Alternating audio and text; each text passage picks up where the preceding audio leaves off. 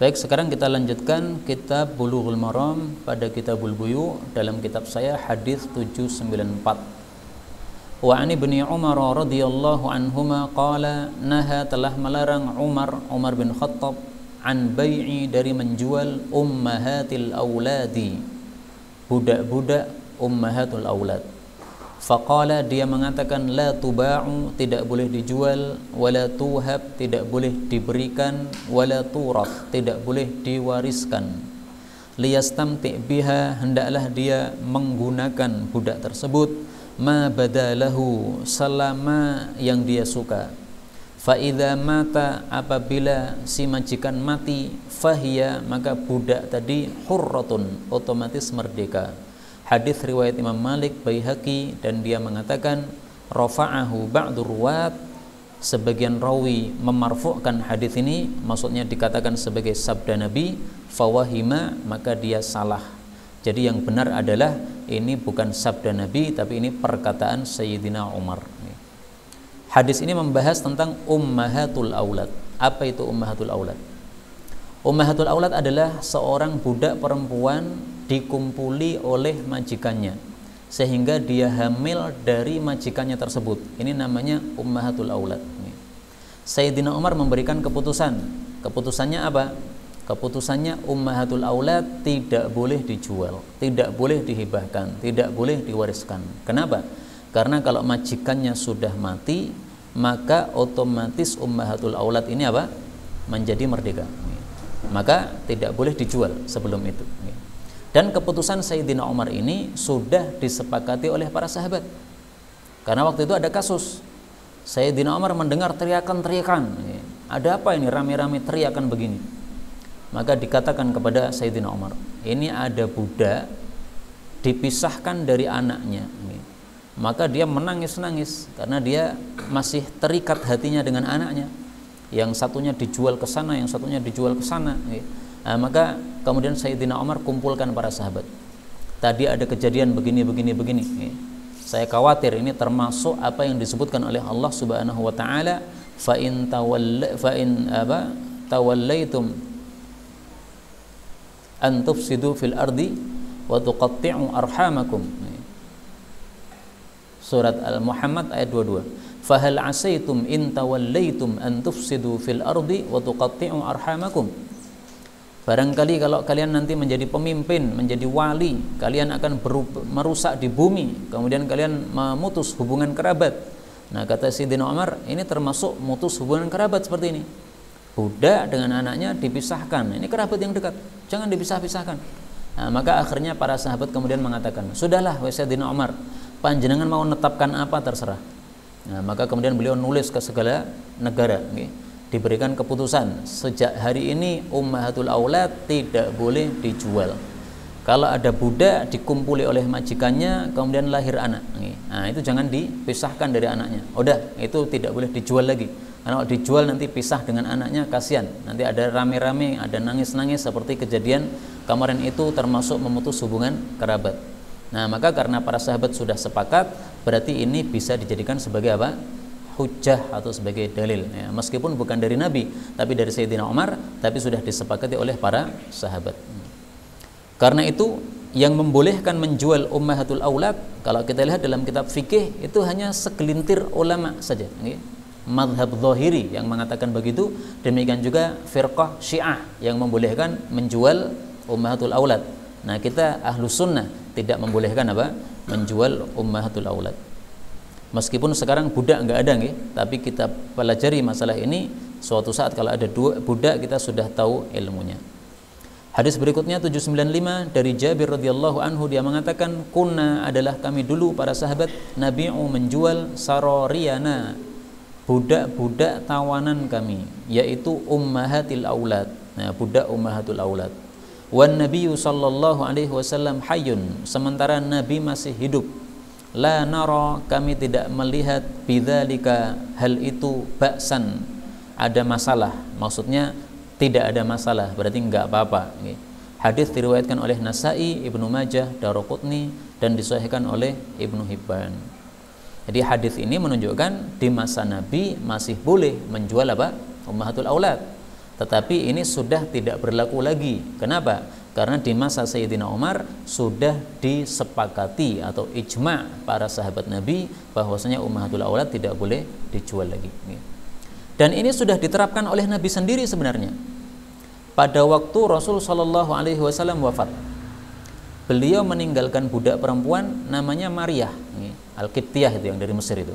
Nah, begitu Nabi wafat, Maryah ini sudah tidak diwarisi sebagai budak, tapi dia merdeka. Nah, berarti sebenarnya keputusan Sayyidina Umar ini sudah sesuai dengan prakteknya siapa? Rasulullah Shallallahu Alaihi Wasallam. Jadi alhamdulillah kesepakatan sudah sesuai dengan apa yang kita lihat dari sirah Rasul Shallallahu Alaihi Wasallam. Karena itu kita mengikuti pendapat yang mengatakan tidak boleh menjual ummahatul aulad. Kita lanjutkan 796. Wa an Jabir bin Abdullah radhiyallahu anhuma qala annaha telah melarang an-nabiyyu sallallahu alaihi wasallam an dari bai'i menjual fadlil ma, sisa dari air. Hadis riwayat Muslim. Apa maksudnya tidak boleh menjual sisa air? Ada dua gambaran, Pak. Gambaran pertama, para petani yang punya sawah. Biasanya sawah ada yang di atas, kemudian ada yang di bawah, dan seterusnya ke bawah lagi. Nah, kalau kita sawahnya berada di atas, maka kita mendapatkan air pertama kali wajar, karena sumbernya dari sumber air lebih dekat. Tapi kalau sudah penuh, maka tidak boleh kita tahan, harus kita lepas supaya datang ke sawah berikutnya. Tidak boleh kita jual. Saya mau melepas air tapi asalkan kamu bayar, nggak boleh. Ini air siapa yang menciptakan?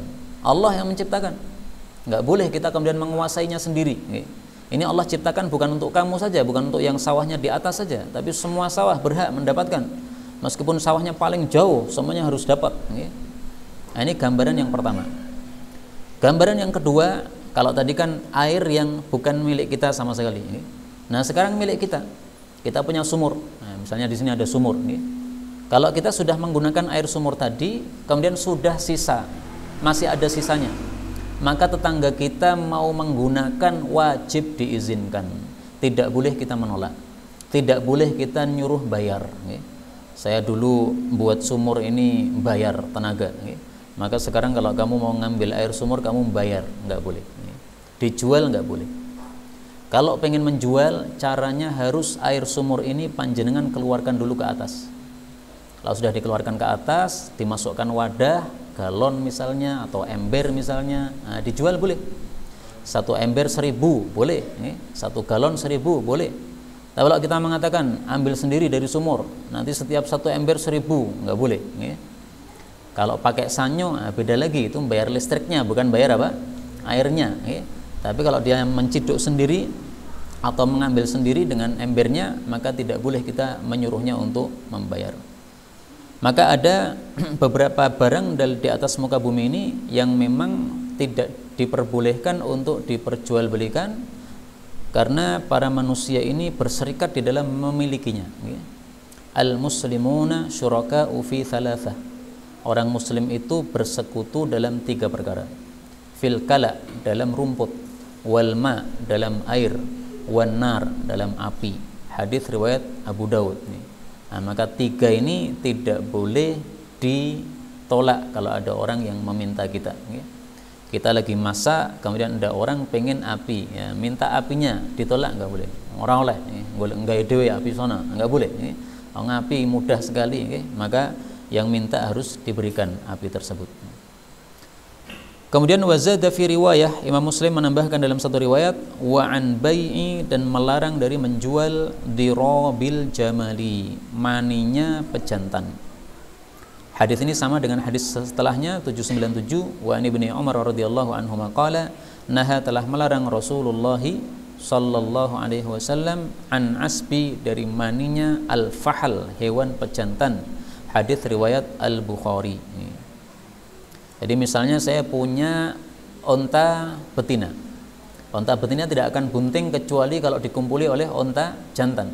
Nah, tetangga saya punya onta jantan. Maka saya pinjam ontanya untuk mengumpuli onta saya. Setelah itu saya bayar. Seperti ini nggak boleh. Kenapa nggak boleh? Dulu pernah dijelaskan larangan dalam jual beli itu, kesimpulannya larangannya ada salah satu dari 3 sebab. Pertama, karena ada riba. yang kedua karena ada kezaliman, yang ketiga adalah spekulasi. Nah, ini kira-kira masuk yang mana? Masuk yang spekulasi. Okay. Setelah dikawinkan tadi, apakah pasti dia akan bunting? Belum tentu.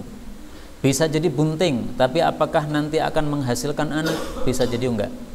Kalaupun menghasilkan anak, belum tentu anaknya sehat, bisa jadi cacat sehingga tidak ada nilainya. Nah, maka spekulasi seperti ini menyebabkan tidak bolehnya diperjualbelikan maninya pejantan seperti ini.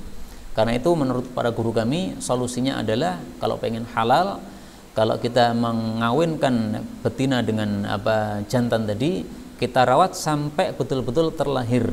Nah, baru dibayar. Tapi kalau hanya mengkawinkan saja setelah itu membayar, maka ini tidak diperbolehkan karena ini adalah satu jenis spekulasi gharar yang diharamkan di dalam Islam. Hadis berikutnya 798. Wa anhu, dan dari Ibnu Umar radhiyallahu anhuma anna Rasulullah sallallahu alaihi wasallam naha, melarang an bai'i, dari jual beli habalil habalah. Habal artinya janin, al-habalah artinya onta bunting. Apa itu maksudnya? Karena adalah hal itu bai'an, jual beli, yatabaya'uhu ahlul jahiliyah, yang dilakukan oleh orang-orang jahiliyah. Bagaimana caranya? Karena rajul, ada seseorang, yabta'u al-jazur, membeli onta. Kapan bayarnya? Ila, sampai antun tajannaqatu, bahwasanya melahirkan onta betina. Thumma, kemudian tuntaj, melahirkan lagi, allati fi batniha, janin yang ada dalam perutnya. Hadis muttafaqun alaih, dan lafal ini adalah milik Imam Bukhari. Jadi gini, saya membeli onta, tapi bayarnya tidak sekarang. Bayarnya kapan? Bayarnya menunggu adanya cucu dari onta betina yang sekarang ini lagi bunting. Jadi misalnya tetangga saya punya 2 onta, 1 betina, 1 jantan. Saya beli yang jantan. Bayarnya kapan? Bayarnya nunggu ini si betina mempunyai cucu. Karena si betina ini nanti akan melahirkan anak. Nah, anaknya nanti ditunggu bunting. Kemudian kalau sudah bunting dia melahirkan lagi. Nah, baru ketika dia melahirkan tuh saya bayar. Maka ini dilarang, kenapa? Karena tidak jelas kapan bayarnya. Buntingnya kapan kan nggak jelas, lahirnya kapan nggak jelas. Nah, maka ini berarti sesuatu yang gharar, spekulasi, bisa cepat, bisa lama. Kalau lama sementara nilai rupiahnya sudah turun, nah berarti nanti harganya jadi tidak senilai dengan harga barangnya. Maka dilarang oleh Nabi karena adanya ketidakjelasan dari sisi pelunasan hutangnya. Tapi kata-kata bai'ul habalah, habalil habalah, ini memang ada 4 tafsiran.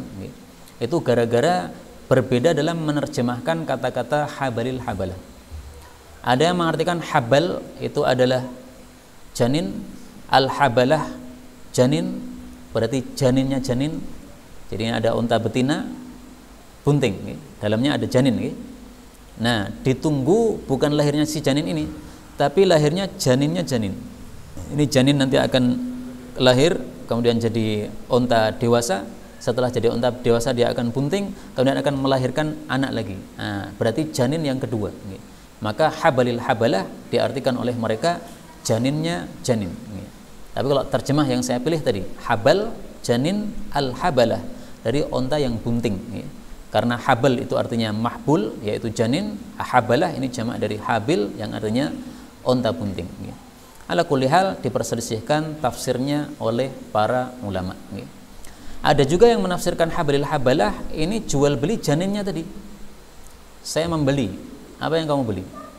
Janinnya unta. Berapa harganya? 1 juta. 1 juta saya bayar. Setelah itu unta yang bunting ini melahirkan. Ternyata cacat. Saya rugi. Karena mestinya cacat harganya 100.000, sudah terlanjur saya bayar berapa? 1 juta. Atau lahirnya berupa kembar, nah, saya untung. Karena semestinya saya bayar 2 juta, tapi saya hanya bayar 1 juta, dapat 2, nih, untung. Nah, spekulasi, untung rugi. Maka ini dilarang karena apa? Barangnya tidak jelas. Kalau yang tadi barangnya jelas, Saya membeli mobilmu, tapi bayarnya kapan? Bayarnya nunggu sampai kucingmu itu nanti melahirkan cucunya. Ora jelas kapan kucingnya melahirkan. Nah, maka ini yang pertama tadi itu nggak bolehnya karena waktunya nggak jelas. Yang kedua ini tidak bolehnya karena barangnya nggak jelas. Yang dibeli itu apa nggak jelas. Hadis berikutnya 799. Wa anhu, dan dari Ibnu Umar radhiyallahu anhuma anna Rasulullah sallallahu alaihi wasallam naha, melarang, an bai'i, dari menjual, al wala, wala, wa an hibatih, dan dari memberikan wala. Hadis muttafaqun alaih. Hadis ini bicara tentang wala. Wala itu apa? Wala itu adalah hubungan antara orang yang memerdekakan budak dengan budak yang dimerdekakan. Seandainya saya punya budak, kemudian budak ini saya merdekakan, maka budak ini dinisbatkan kepada saya. Dia dikatakan maula Abi Zaidan. Nah, ini namanya wala. Apa konsekuensi dari wala? Kalau budak ini nanti mati dan dia tidak punya ahli waris, maka saya sebagai orang yang memerdekakan, sayalah yang berhak mewarisi dia. Nah, itu namanya wala. Nah, orang-orang Arab jahiliyah biasanya menjual wala. Saya punya wala terhadap budak ini, kamu mau beli enggak? Nah, ya, berapa harganya? 1 juta. Nah, maka dia beli 1 juta. Nanti dia mewarisi si budak ini. Ternyata warisannya banyak, 1 miliar. Nah, untung dia bayar 1 juta, ternyata dapatnya 1 miliar. Atau budaknya mati nggak punya warisan apa-apa, nah, rugi dia karena dia sudah bayar 1 juta tapi apa? Nggak dapat apa-apa. Maka ini juga ada sisi spekulasi juga. Tapi wala ini diharamkan untuk dijual oleh Nabi Shallallahu Alaihi Wasallam karena sifatnya itu seperti hubungan nasab. Nasab kan nggak bisa dijual, Pak. Saya putranya Ustadz Abu Abdillah, saya jual nasab saya, nggak bisa. Saya pengen nasabnya Habib, supaya saya disebut Habib, saya beli dari Habaib, berapa, apa gelar Habib itu berapa, nggak bisa. Nasab itu ya ada urutannya, ada bapaknya, ada kakeknya, neneknya, nggak bisa diperjualbelikan. Nah, maka sebagaimana nasab nggak bisa diperjualbelikan, wala juga nggak bisa diperjualbelikan. Hadis berikutnya 800. Wa Nabi Hurairah radhiyallahu anhu qala, naha, telah melarang Rasulullah sallallahu alaihi wasallam an bai'il hasad, dari menjual dengan kerikil, wa an bai'i, dan dari menjual al gharar, secara gharar atau spekulasi. Hadis riwayat Imam Muslim. Nah, perhatikan ini, bai'il hasad. Ini bukan menjual kerikil, bukan, tapi menjual dengan kerikil. Kalau menjual kerikil nggak apa-apa. Kita beli kerica, beli kerikil, nggak ada masalah, ada manfaatnya. Tapi kalau menjual dengan kerikil, nah ini adat orang Arab jahiliyah. Misalnya jualan baju, bajunya ditaruh di atas meja begini. Cara membelinya gimana? Cara membelinya dari luar toko suruh melempar kerikil. Mana kerikilnya jatuh pada baju, maka baju ini yang dibayar. Harganya berapa? Bayar 100.000. Nah, kemudian dia lempar baju. Ternyata sini kena celana dalam. Celana dalam 1.000 larang men. Ya, salahmu dewe yang lemparnya nggak pas. Kalau ngelemparnya pas jaket, untung. Ya, jaket harga 500.000, jaket kulit, tapi dia hanya bayar 100.000. Nah, itu model jahiliyah. Barang ditaruh, kemudian suruh ngelempar. Mana yang kena, maka dia mendapatkannya.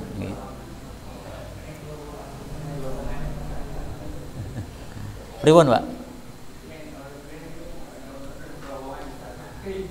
Ya, pokoknya apapun bentuk melempar, tidak harus yang saya gambarkan, itu semuanya sama hukumnya.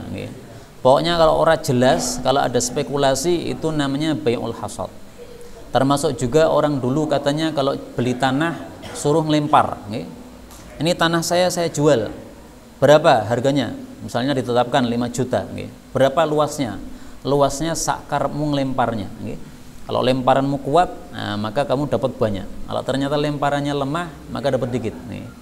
Mau dilempar ternyata meleset, jatuh di sini. Ya udah, goretok sak meter tok. Udah bayar 5 juta, dapat sak meter. Salah dewe yang lemparnya apa? Salah. Nah, itu termasuk bai'ul hasad. Jadi gambarannya tidak harus seperti yang saya gambarkan. Yang penting kalau ada sisi gharar, maka dia haram. Hadis berikutnya. Wa anhu radhiyallahu anhu, ini masih hadisnya Ibnu Umar, Abu Hurairah. Anna Rasulullah sallallahu alaihi wasallam qala, Man ishtara, barang siapa yang membeli ta'aman, makanan, fala yabi'hu, maka janganlah dia menjual makanan tadi hatta yaktalahu, sampai dia minta ditakarkan oleh si penjual. Hadis riwayat Muslim. Maksud hadis ini gini, kalau saya membeli sesuatu makanan, baik yang ditakar atau ditimbang, kalau zaman dulu biasanya ditakar, sekarang ditimbang, maka tidak boleh saya jual lagi kecuali sudah menjadi milik saya secara resmi. Kalau saya sudah bayar tapi barangnya belum ditakarkan, masih di tempat situ, nah, saya jual lagi nggak boleh. Harus diambilkan dulu oleh penjualnya, kemudian dikasihkan saya. Setelah saya pegang, baru kemudian saya jual lagi, boleh. Itu maksudnya. Maka yang dimaksud hatta yaktalah, sampai dia itu minta ditakarkan, itu maksudnya sampai dia memegang barangnya. Kalau belum saya pegang barangnya, tidak boleh saya jual lagi. Zaman sekarang kan beli bisa pakai HP. Nah, saya kontak teman saya beli berasmu berapa harganya? 1 kilonya 10.000. Nah, kemudian kita transfer dari rumah aja. Barangnya masih di toko tersebut, belum diberikan kepada kita. Nah, kemudian kita jual ke teman kita yang lain.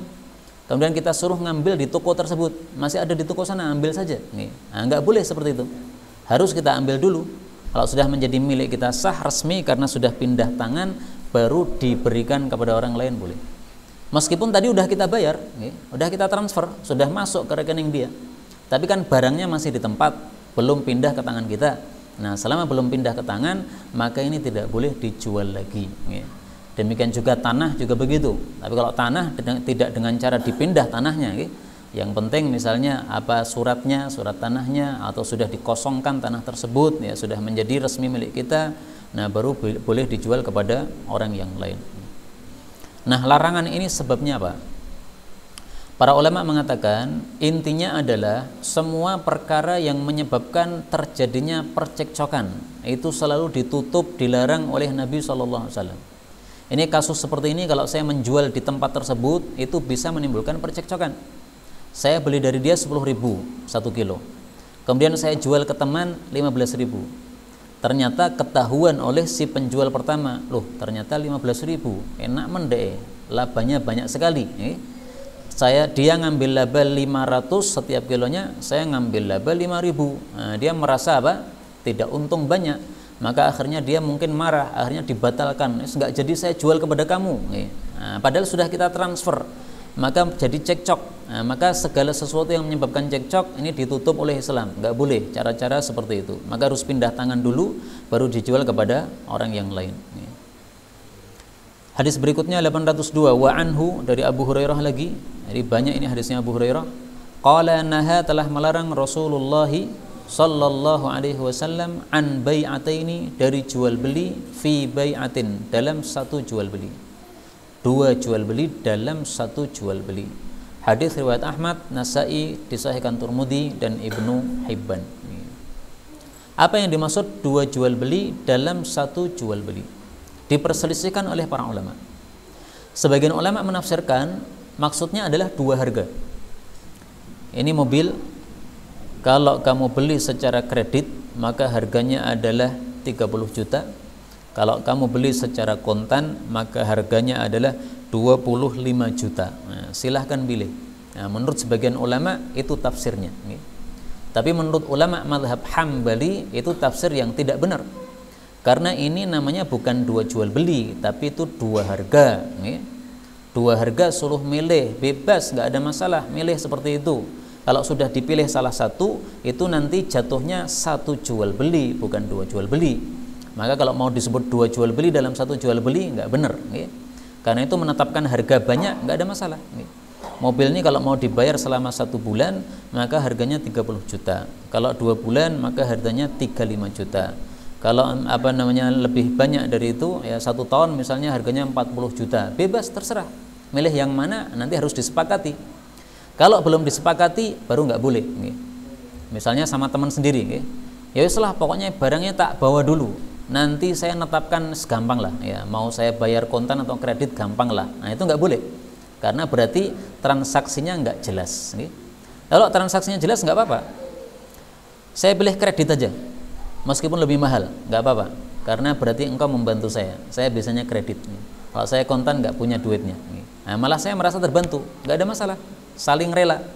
Allah mengatakan dalam Al-Quran bahwasanya jual beli itu kalau sudah saling rela menjadi apa? Halal. Allah mengatakan pada surah Al-Baqarah An-Nisa ya, illa an takuna tijaratan an taradim minkum, jual beli saling ridho di antara kalian. Nah, ini boleh, ini tidak bil batil, tidak batil. Nah, maka ringkasnya tafsir yang pertama ini dilemahkan oleh para ulama-ulama mazhab Hambali. Nah, sekarang tafsir yang benar bagaimana? Dua jual beli dalam satu jual beli. Tafsir yang kedua, dua jual beli itu maksudnya adalah misalnya seseorang mengatakan, saya berikan atau saya jual kepada engkau ini barang, atau saya utangkan ini kepada engkau, tapi engkau syaratnya harus menjual barangmu itu kepada saya. Nah, ini berarti ada dua transaksi. Transaksi menghutangkan sesuatu, ini satu transaksi, tapi syaratnya kita mau menghutangkan itu kepada orang tersebut, dia harus menjual barangnya kepada kita. Nah, otomatis kalau dia pengen mendapatkan pinjaman dari saya, nah, dia terpaksa menjualnya dengan murah.